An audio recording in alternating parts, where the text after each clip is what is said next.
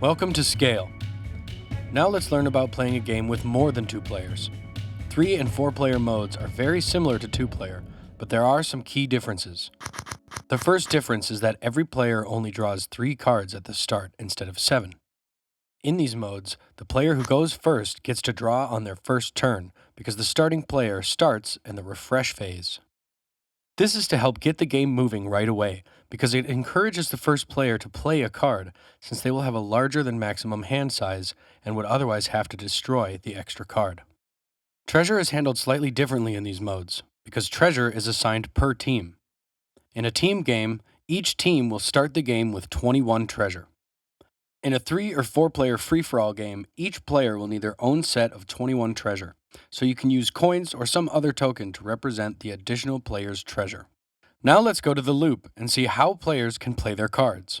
The loop still works in the same way, meaning if a player plays a card, all other players must pass on that card before it enters the battlefield and activates its ability. The main thing to remember with the loop for these modes is that the reaction always starts with the player to the left of whoever has played the last card. This means if player 3 played the most recent card to the loop, it will start with player 4 to respond by playing or passing, and then player 1, then player 2, and then finally, player 3 will get a chance to pass or play on their own card. If you are returning to the next card in the loop after a card activates, the reaction will always start with the player to the left of whoever played that card.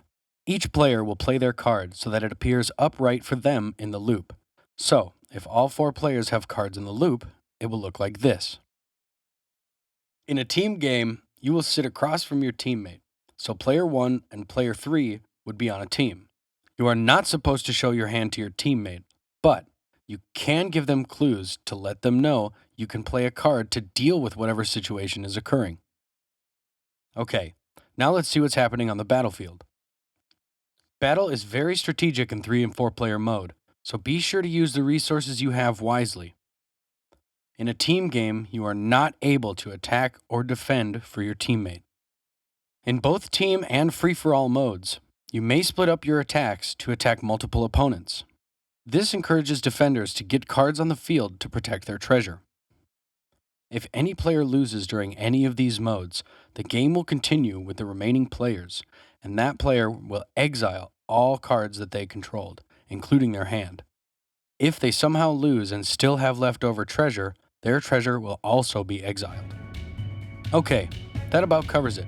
So let's go see a multiplayer game in action.